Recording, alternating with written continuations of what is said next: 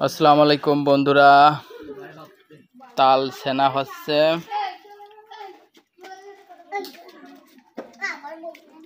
গ্রাম অঞ্চলে তালের অভাব নাই, শহরে অনেক দাম।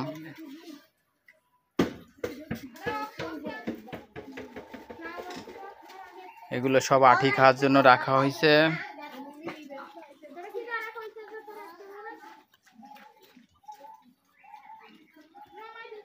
এই যে আঠি খাওয়ার জন্য রাখা হয়েছে, মানে আঠির ভিতরে যে ফুফা হয়, ফুফা খাওয়ার জন্য।